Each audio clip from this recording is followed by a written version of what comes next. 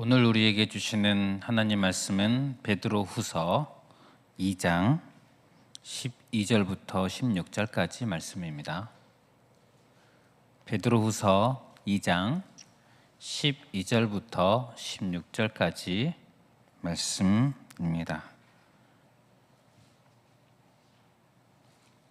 다 함께 봉독하겠습니다. 그러나 이 사람들은 본래 잡혀 죽기 위하여 난 이성 없는 짐승 같아서 그 알지 못하는 것을 비방하고 그들의 멸망 가운데서 멸망을 당하며 불의의 값으로 불의를 당하며 낮에 즐기고 노는 것을 기쁘게 여기는 자들이니 점과 흠이라 너희와 함께 연회할 때에 그들의 속임수로 즐기고 놀며 음심이 가득한 눈을 가지고 범죄하기를 그치지 아니하고 굳세지 못한 영혼들을 유혹하며 탐욕에 연단된 마음을 가진 자들이니 저주의 자식이라. 그들이 바른 길을 떠나 미혹되어 부올의 아들 발람의 길을 따르는도다. 그는 불의의 삭을 사랑하다가 자기의 불법으로 말미암아 책망을 받되 말하지 못하는 나귀가 사람의 소리로 말하여 이 선지자의 미친 행동을 저지하였느니라. 아멘. 네, 오늘 말씀 제목은 탐욕에 연단되지 맙시다입니다. 베드로후서를 수신하는 교회 공동체 안에 거짓 교사들이 생겨났습니다. 그들이 거짓 가르침으로 성도들을 유혹했습니다. 베드로 사도가 이 서신을 쓴 목적 중에 하나가 이것입니다. 거짓 교사들의 잘못된 것을 드러내고 그들로부터 성도들을 보호하기 위해서 베드로후서를 썼습니다. 그들에 대해서 베드로 사도는 말하기를 1절에 보면 2장 1절에 보면 이렇게 말합니다. 그들은 멸망하게 할 이단을 가만히 끌어들여 자기들을 사신 줄을 부인하고 임박한 멸망을 스스로 취하는 자들이라. 거짓 교사들이 있는데 그들이 자기들을 사신 줄을 부인한다. 십자가에 흘리신 피값으로 우리를 사신 구주 예수님을 부인하는 자들이다. 그들은 예수님을 부인하고 멸망을 스스로 취하는 자들이다. 곧 멸망하게 될 자들이라는 것이겠죠. 같은 맥락으로 오늘 우리가 읽은 본문에서 이야기를 합니다. 12절에 보면 그러나 이 사람들은 거짓 교사들입니다. 본래 잡혀 죽기 위하여 난 이성 없는 짐승 같아서 그 알지 못하는 것을 비방하고 그들의 멸망 가운데서 멸망을 당하며, 즉 멸망을 당하게 될 자들이다. 멸망당하게 될 자들이다. 아주 강하게 비판하고 있습니다. 거의 저주에 가까운 말 아니겠습니까? 14절도 마찬가지입니다. 음심이 가득한 눈을 가지고 범죄하기를 그치지 아니하고 굳세지 못한 영혼들을 유혹하며 탐욕에 연단된 마음을 가진 자들이니 저주의 자식이라. 저주의 자식입니다. 멸망될 자들입니다. 거짓 가르침을 가르친 거짓 교사들이 이런 존재라는 것입니다. 베드로 사도가 거짓 교사들에 대해서 지적하는 이 말씀, 그들에 대해서 지적하는 이 말씀에서 오늘 우리는 한 문장을 주목해 보려고 합니다. 14절 중반부에 보면 탐욕에 연단된 마음을 가진 자들이니 음심이 가득한 눈을 가지고 범죄하기를 그치지 아니하고 굳세지 못한 영혼들을 유혹하며 탐욕에 연단된 마음을 가진 자들이다.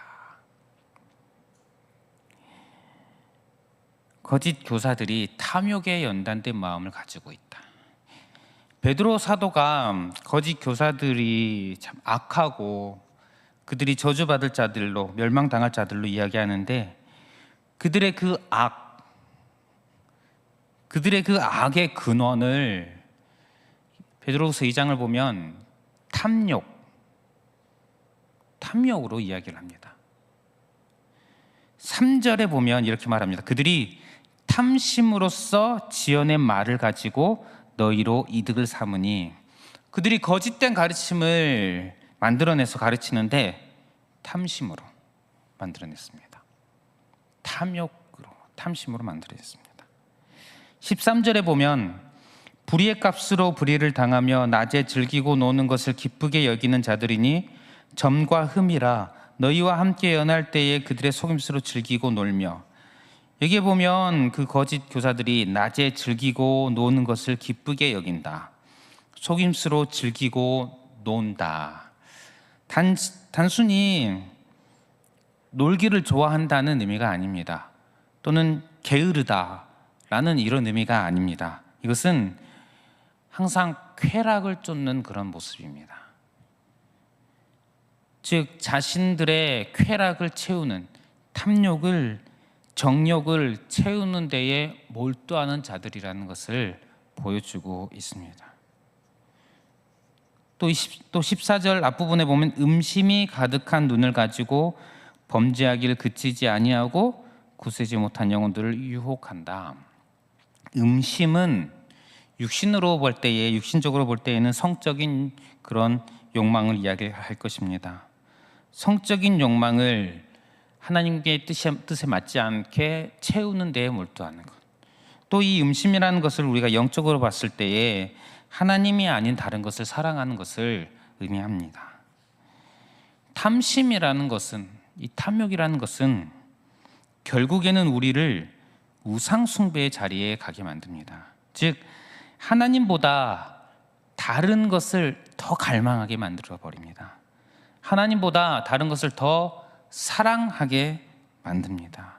이들이 탐욕에 가득하여서 그 탐욕을 쫓다 보니 온통 육신적으로는 성적인 부분, 또 욕망을 채우는 부분, 영적으로는 하나님이 아닌 다른 것들을 사랑하고 그것에 몰두하는, 갈망하는 그런 모습을 가지고 있다는 것입니다. 이렇게 거짓 교사들의 그 악의 근원을 베드로 사도는 탐욕으로 이야기하면서, 그래서 14절에 그들이 탐욕에 연단된 마음을 가진 자들이다 라고 이야기하고 있습니다. 탐심은 죄입니다. 야고보서 1장 15절에 욕심이 잉태한 즉 죄를 낳고 죄가 장성한 즉 사망을 낳느니라. 그런데 탐심이라는 것은, 탐욕이라는 것은 우리 모두가 가지고 있습니다. 우리 모두가 가지고 있는 것인데, 만약 이 탐심이라는 것에 연단이 된다면, 즉 단련이 된다면 어떻겠습니까? 죄에 대해서 능숙해지지 않겠습니까? 어렵지 않게 쉽게 잘 할 수 있지 않겠습니까? 죄를. 하나님의 말씀을 따르지 않는 것, 하나님을 떠나는 것에 아주 익숙하고 멈출 수 없을 것입니다. 범죄하기를 그치기가 어려울 것입니다. 또한 단련이 되면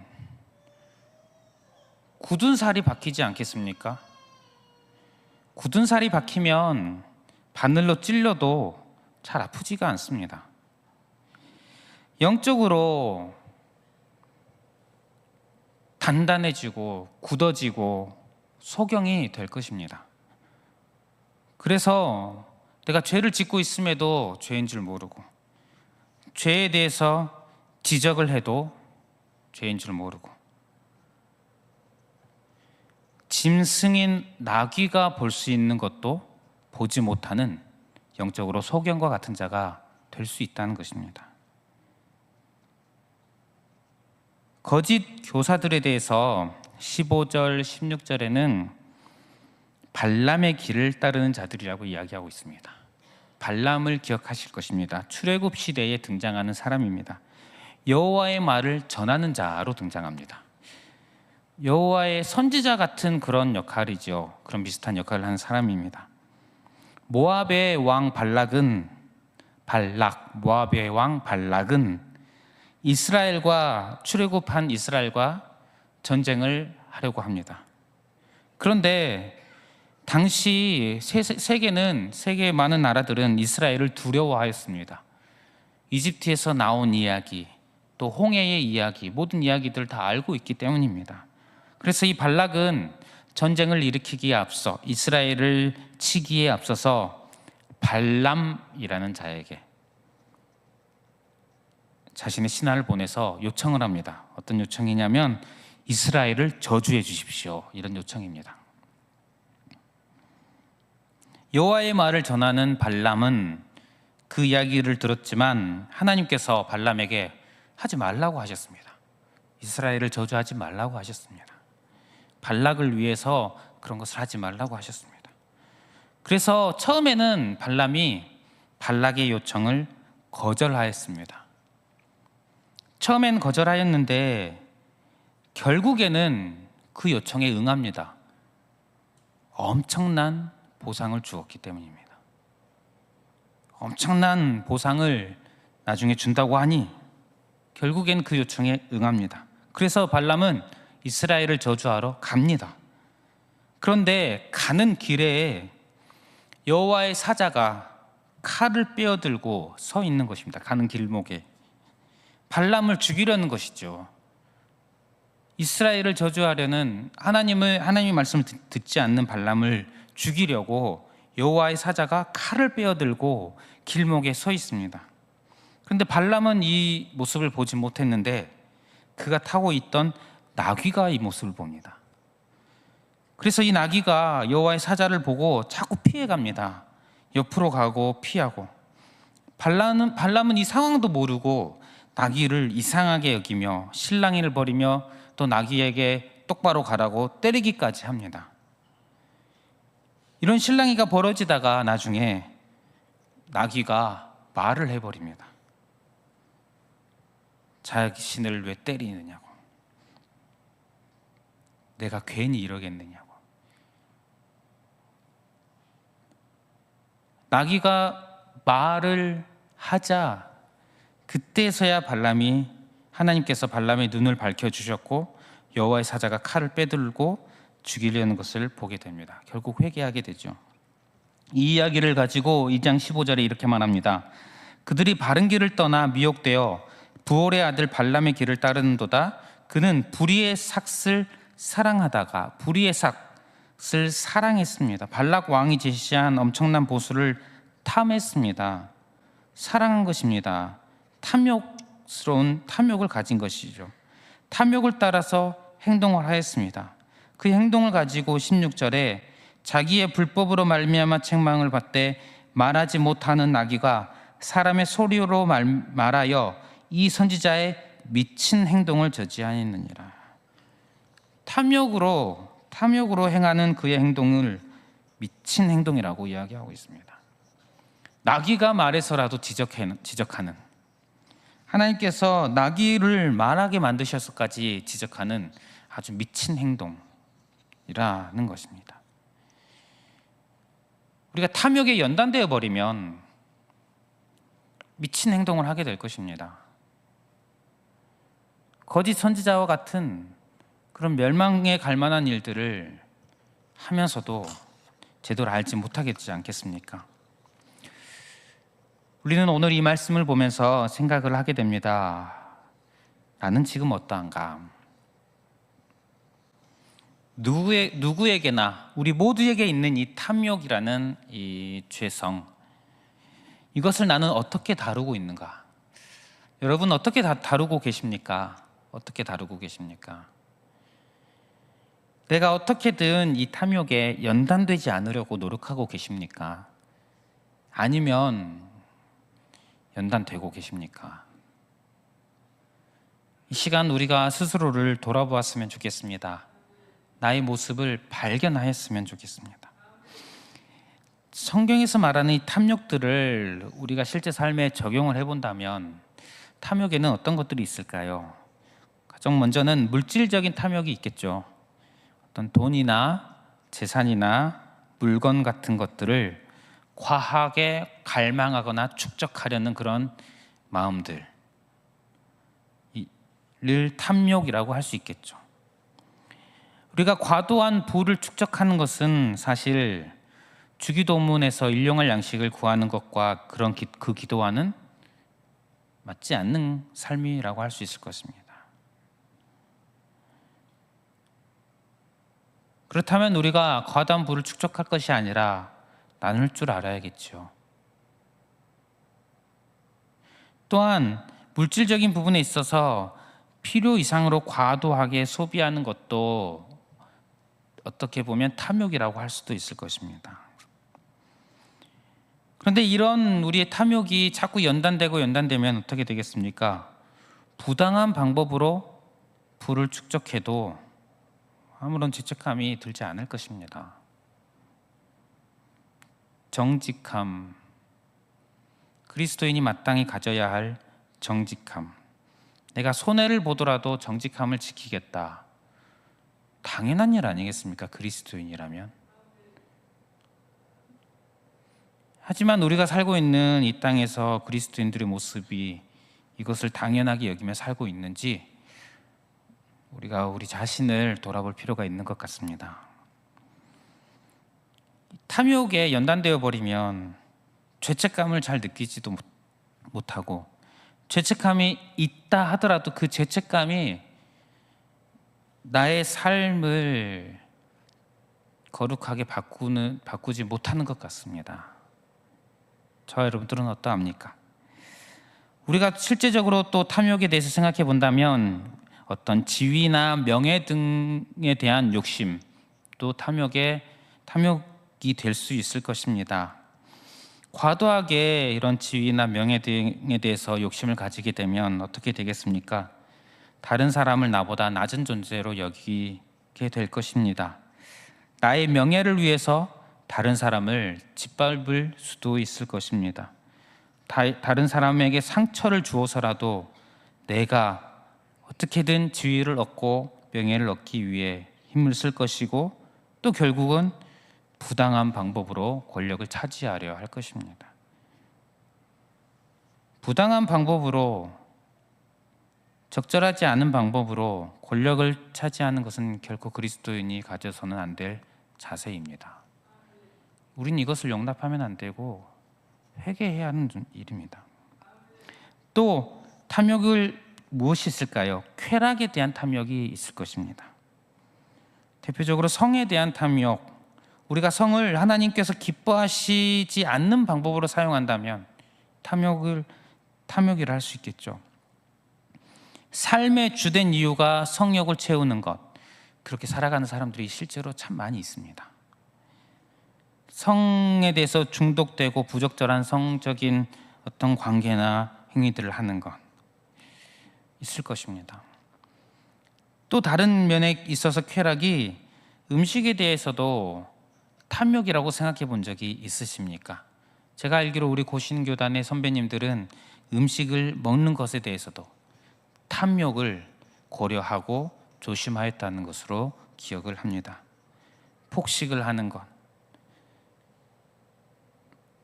너무 과하게 먹는 것을 탐하다 보니 이 음식 때문에 또 누군가에게 상처를 주기도 하는 우리의 모습, 또 이 음식으로 인해서 나의 몸을 해치는 우리의 모습들, 사실 우리에게는 이런 모습이 참 많이 있는 것 같습니다. 그런데 죄에 대해서 정말 열심히 경계를 하려고 노력하였던 선배님들은 이것도 탐욕이지 않나, 이런 생각을 하셨다는 것입니다. 우리가 쾌락이라는 것을, 또 다양한 쾌락들이 이 세상에 존재할 것인데 쾌락을 추구하다 보면 영적인 삶이 무너지기가 참 쉽습니다. 영적으로 건강하기가 어렵습니다. 그러다 보면 하나님과의 관계에 있어서 문제가 생깁니다. 쾌락을 쫓다 보면 하나님과의 관계가 필요 없게 느껴집니다.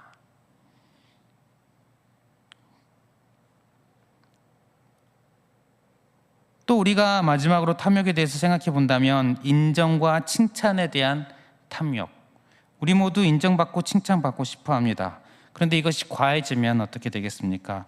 나를 과시하고 자랑하는 데에 몰두하고, 이것이 너무 심해지면 하나님께 돌릴 영광을, 말로는 하나님께 영광이라고 말하지만 실제 행동은 내가 모든 영광을 받기를 원하고 나에게 좋은 말, 영광스러운 이 모든 것들을 하지 않으면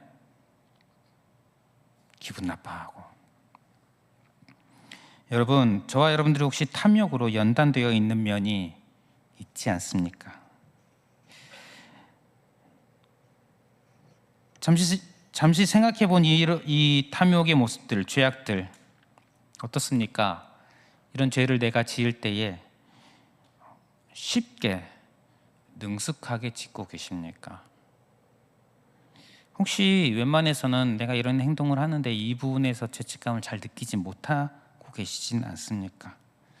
혹시라도 이런 죄들이 참 익숙해져서 하나님과의 관계에 있어서 문제가 생기고 있진 않으십니까? 하나님으로부터 관계가 멀어지고 있진 않습니까?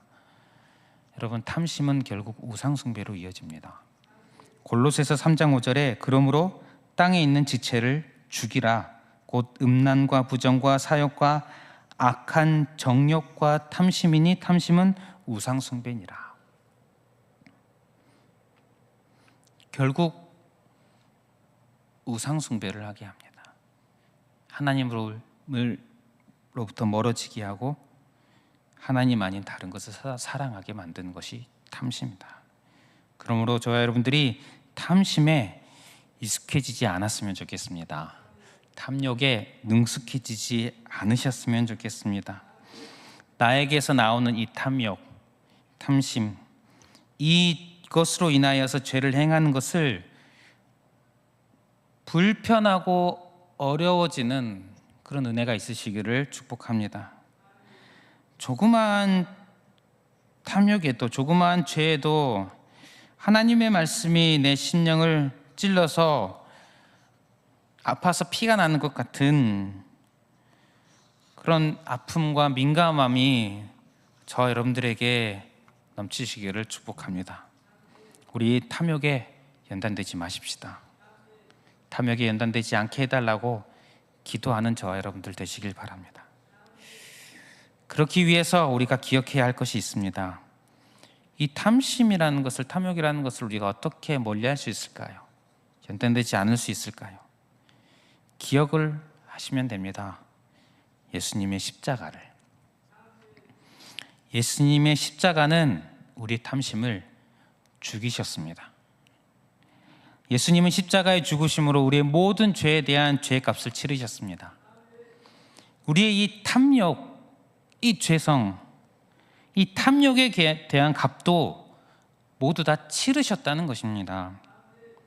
우리의 탐심은 예수님께서 십자가에 못 박히실 때에 예수님과 함께 못 박혔다는 사실을 기억하시기를 바랍니다. 그러므로 우리가 탐욕에 연단되지 않으려면 예수님의 십자가를 날마다 바라보아야 합니다.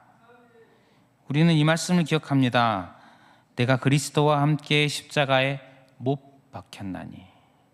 이 말씀을 나의 탐심을 가지고 생각해 보셔도 좋을 것 같습니다. 내가 그리스도와 함께 십자가에 못 박혔나니.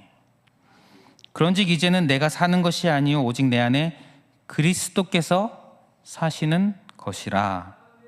이제 내가 육체 가운데 사는 것은 나를 사랑하사 나를 위하여 자기 자신을 버리신 하나님의 아들을 믿는 믿음 안에서 사는 것이라.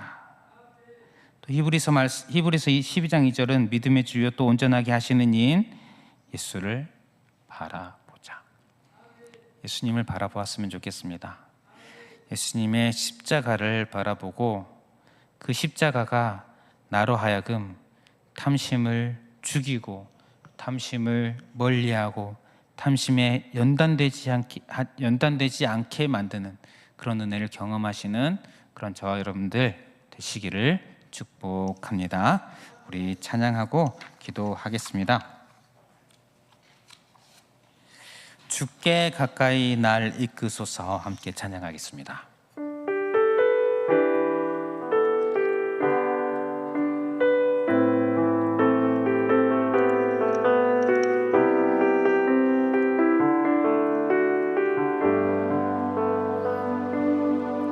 주께 가까이 날